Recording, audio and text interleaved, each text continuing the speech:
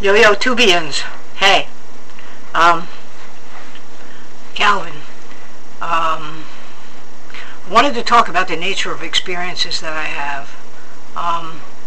And how they really seem to be influenced by context and the nature of the situation itself, and maybe sometimes my demeanor, and other factors that rely on me. But there's a lot that seems to rely on context, because like, I mean, I am and I'm not deliberately trying to pass, and it's weird. So the space I'm at, like, when I do pass, that's when it causes me the most,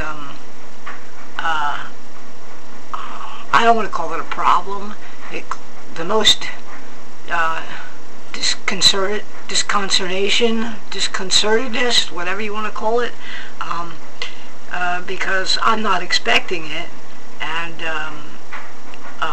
I always get thrown off guard, and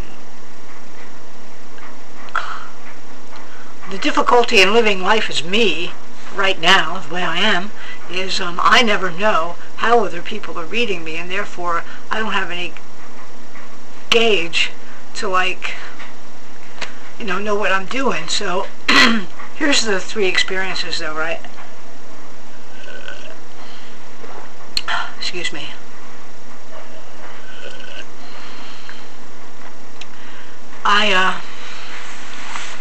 I'll start with today. I was wearing what I'm wearing now, and I just went over to the hardware store. Okay, so there's one context, the hardware store. I guess you could say the hardware store is a masculine context. And since it's Monday in the middle of the afternoon, sorry, my voice is really going. Yeah, Monday in the middle of the afternoon, when most people are at work, like, you could say that the people who frequent hardware stores are probably going to be construction guys. Guys who are doing something on the job, who need to make a hardware store run to get whatever they need. So I went in there to get a light bulb for an outside light fixture, and I had my light bulb in hand, and I walked right in and I marched to the light bulb aisle and didn't find what I wanted. But before I left, I wanted to make sure that they didn't have what I wanted, because I don't want to have to run around as so I asked the guy, and I can't tell you what distinctly or one specific thing that causes me to tell you that interaction was strictly male interaction. Now, I might be distorted, but it could be like I got the butch lesbian reaction out of him, which is like one step closer to the guy on guy reaction. But it was just all about the the brevity of the way we spoke and the way I asked, and I was like, I'm looking for this. They don't seem to be back there. And the guy marches back, and it's kind of, I don't know, it was just dude-like, and he says, no, I guess we don't have them. And it's like, and I'm walking away, and he adds some technical thing like, oh, well, what was it for? Blah, blah, blah, blah, blah. And it was just like, shop talk, And I left there, and he never called me by any pronoun or anything, and I just thanked the guy and left. But I was like, and that didn't really cause me any consternation, because today's my day off, and I had a lot of sleep, and I feel okay, and it didn't knock me off my square, and it was a hardware store, so I'm okay with that. I mean, I take little brownie points, because like, yeah, I'm pulling it off, and it's not, but I don't know what other people are thinking, but he definitely, wasn't treating me like a lady lost in a hardware store. So I took some bro points for that. Now the irony of it is like, 5 minutes from then, I could go somewhere and get mammed. And I'm kind of thin, I don't have much of a chest, I don't have that big of hips, I deport myself more masculinely than anything else. But yesterday I went to a store around here called Boscov's, and I went to the pillow department because I wanted to buy some pillows and some memory foam for my bed and stuff. And so that's like this middle class wannabe upper crust kind of department store that has like all these I don't know sort of housewife counter workers or whatever. And anyway, so I bought a bunch of pillows and I bought some foam and I had all this stuff, and I lugged it all over to the cashiers, and the first thing they said was, "Oh, somebody's going to sleep good tonight." And then they said, they said, "Can we help you, ma'am?" And there was nobody else standing around, so I said, "Yes, as a matter of fact, you can help me. I'm buying this," right? So so the first thing that she did was launch into some sales pitch about how I could get their charge card and get money off my bill and yada yada yada. And I'm like, "You know what? You almost got me, but no thanks." And she started to do it again, and I was like, "No, okay." So she brings me up, and they're doing all kinds of nicey stuff and putting it in bags for me, and here, we'll do it like this for you, and da-da-da-da. And we'll cut this out for you, and well, do you need help getting this to the car? That right there, aside from the ma'am, that was not the interaction so much. I don't think everything about it, it wasn't. They didn't see me as a guy, and I don't know why, because I didn't look any different yesterday than I do today. Except today I was at the hardware store, and yesterday I was at a department store buying bedding.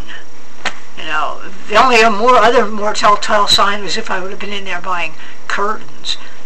So because of that context, they immediately called me man, because I pretty much had on like the same kind of clothes and the coat that I always wear. And so I think that to a large part, people just assume, because again, that was Sunday, but again, it was the middle of the day, and it was a department store and a bedding thing, and I don't know if you see too many guys like going out and buying bedding. I think they probably do, but not as often, or they get their wives to do it. So when I get mad, I get a little disappointed, and I was, because I can't own up to that role, but I can't step up to the plate to the sirs either, and so it causes me feelings, and I'm like, damn, how dare you identify me, and I want to project it on them and make it their problem. But the reality of it is just like I'm the constant no matter where I go, and I think a lot of it just has to do with context. The only way I could have got around getting called ma'am there is if I would have had a mustache or a beard or something, and or been a lot taller or something. But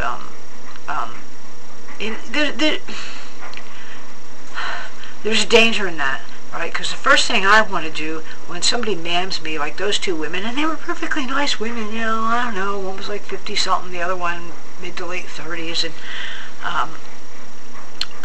I wasn't real chit-chatty when we were there, which was a telltale sign that I wasn't interacting in like a feminine way. But I want to be angry at them, and be pissed off at them for even identifying me as female, and then second, because they live in this female realm and they want to include me in it, and I'm like, get away from me. So instead of doing that, because I know you can't do that in a social context, I could, and I've been nasty in the past, but no need to drag them into my misery when they're just doing their job, right?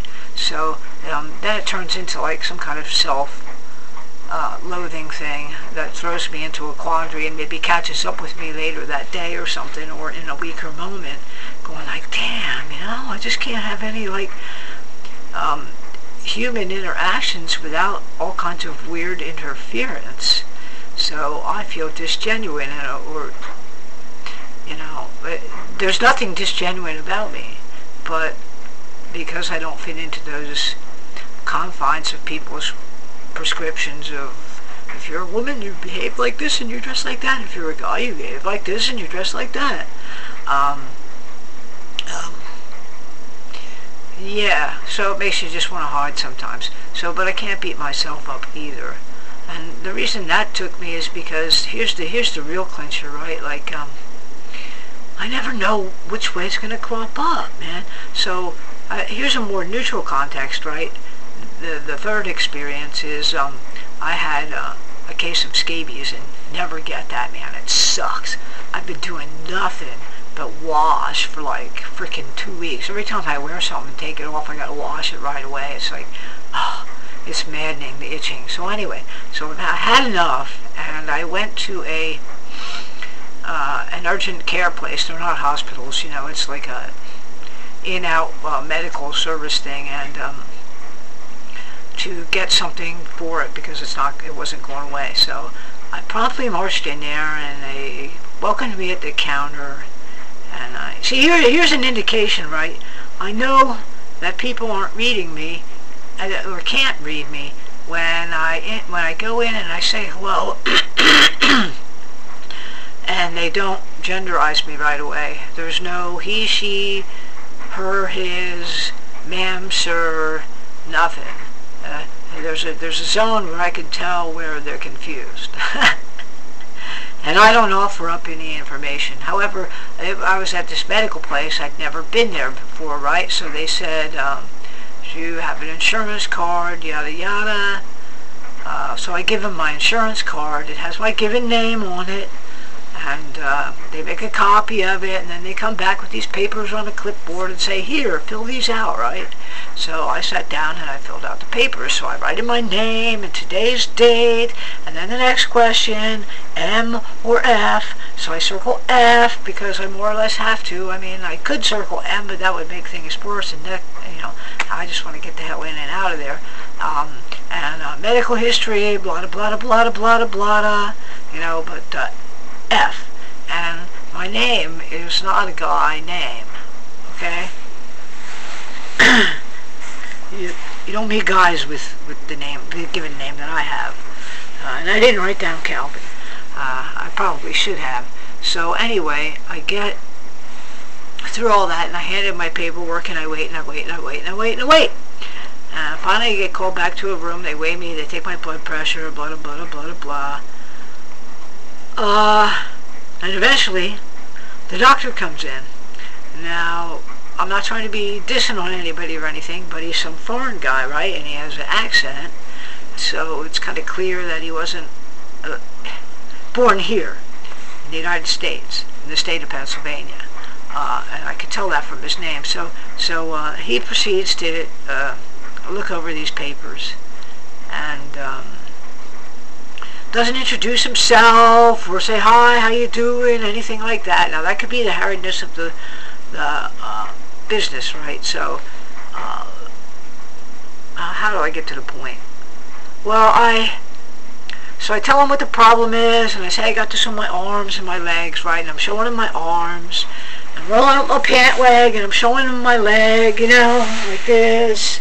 And he's looking at it, and he asked me if I had it anywhere else, and I said, no, it's just on my arms and on my legs. And he's looking at it some more, and he asked me again. He says, do I have this anywhere else on my body? And I said, no, it's on my arms and on my legs. And it's been going on for so-and-so, and this happens and that happens, and blah, blah, blah, blah, right? He was very curt, you know, like, he could just be a rude dude to begin with. But after that, right, the next thing he says to me is, after I've circled the F and written down my birth name, he's not satisfied that it's only on my limbs, right? He says to me, and I quote, unquote, take your pants off and show me. And then the red alert's going off in the back of my mind. Now, obviously, he didn't look at the form and see that there was an F circled. He's either a total pervert he was thinking he could get away with one possibility, or after all was said and done, he thought I was a guy, and rightly so. However, because my name's not changed and my insurance is this way and that way, I have to play the game. I identified myself the way legally I am now, and he stands back flabbergasted when I go like, no, not gonna happen, right?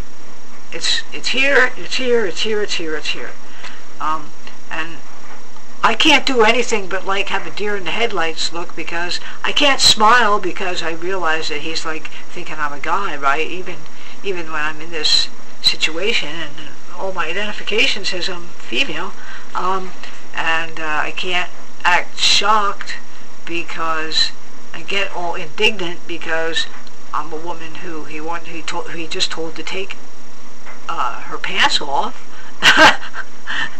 Irregardless of what sex it was, the pants weren't coming off. But in that moment, it clearly dawned on me that after a conversation, my voice being however it was that day, he read me as male, and he was treating me that way. And then I suddenly realized that the ebb and the flow of the conversation, the nature of the conversation, the brevity of the statements, and the matter-of-factness of it, like he wasn't treating me like a lady. And then we go around again, and he's getting kind of pissy with me, and he says, well, pull up your shirt and show me. What do I do? What do you do? I don't know. At that point, I couldn't wait to get the hell out of there, because I just wanted to punch him in the face or something, seriously, or just say, like, just do your fucking job and give me some cream or something, dude, It's like, he's asking me to pull up my shirt, and so actually, I did, but I just showed him my gut. I said, like, see, there's nothing here. This is all and finally we went through that, and he yelled at me, sort of, I don't know, it was really bizarre interaction, but, I really felt like, wow, like I don't want to be at the mercy of doctors, man, in an undefined, ambiguous condition. God knows what, and I couldn't feel glad or sad about it, because it was just like so, I don't know, inhumane, something. But clearly, it was a matter of context, and a matter of maybe his cultural perceptions of the way men and women look, act, speak, behave. If I had a woman doctor in there, I wonder how she would have identified me. But I also got this weird glimpse into like the nature of male social reality, in the fact when he said, well, take your pants off and show me, because I think that that's probably something that kind of goes on all the time that I'm not aware of, right? And if you're a guy, it's not like a big deal. You just sort of drop your drawers and say, hey, look, Doc, here, I think there's sort of less personal space and privacy stuff, like in guy world. And most guys wouldn't have had any trouble like whipping off the shirt and saying, see here, da da da da da. However, I couldn't do that, because then that would have betrayed me as other, and then that would have made that situation like even worse than I was already feeling it. So I managed to get out of it, but after that I thought long and hard, and I realized, I can't keep on having these experiences, and if I'm gonna have bizarre,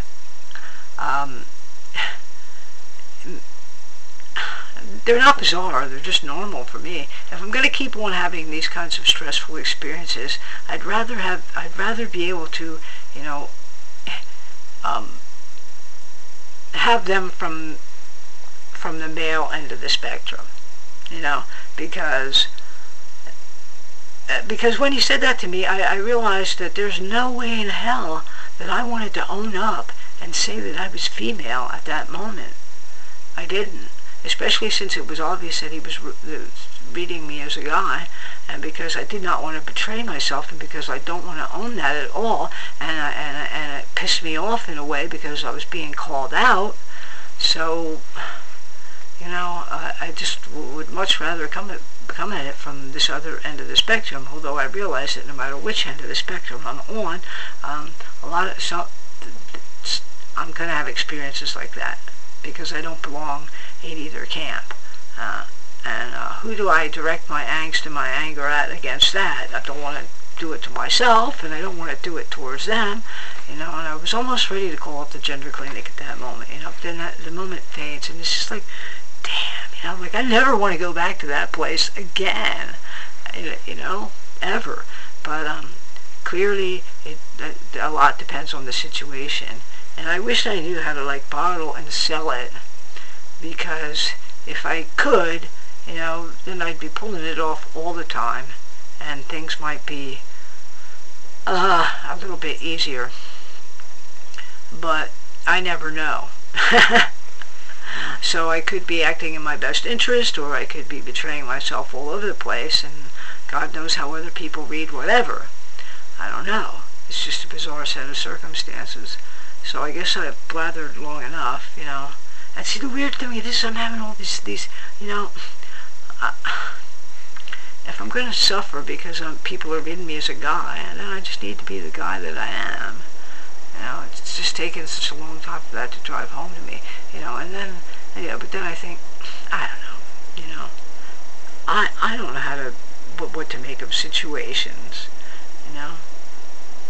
So I guess the bottom line is, as I realized that I identify myself, not them, not the way that the situation unfolds. It's not based on other people's perceptions of male or female and whether they want to acknowledge me this way or that way. It's not dependent on that, and that I'm in a stronger space when I see that for the folly that it is. If only I could remember it in the instant that it crops up unexpectedly. See, so I have to get a stronger base in being okay and being myself. And so, I don't know, making these videos is part of the way, but it's all so circumstantial, man. I swear to God, it is. It truly, truly, truly is. Nobody would believe that a drag queen doing a Cher lookalike show was Cher unless it was in this setting, and the dressing, and everything else, all the trappings that go with it. I don't know. We just live in such a fucked up world. I'm a fucked up person in a fucked up world. What am I going to do?